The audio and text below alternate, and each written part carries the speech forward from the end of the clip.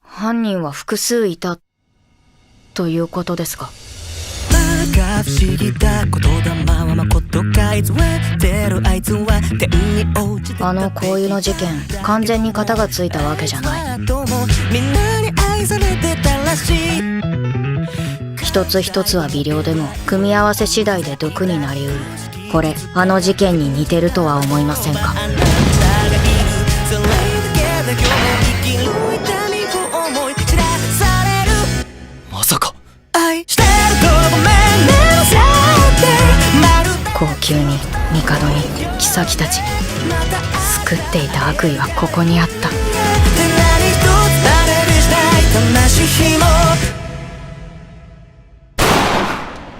ここであの方には死んでもらう。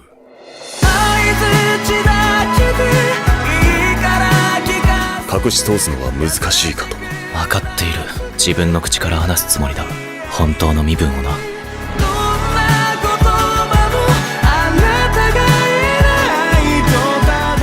マオマオはジンシ様をどう思う？私にとってジンシ様はジンシ様です。ずいぶん面白い女官に目をかけているようですね。なかなか使えるものです。お気に入りは隠しておかないと誰かに隠されてしまうわよ。ジンシ様、マオマオが帰ってきていないとはどういうことでしょうか？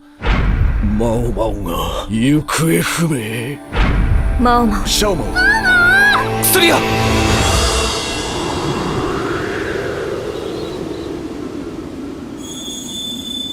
薬屋の独り言。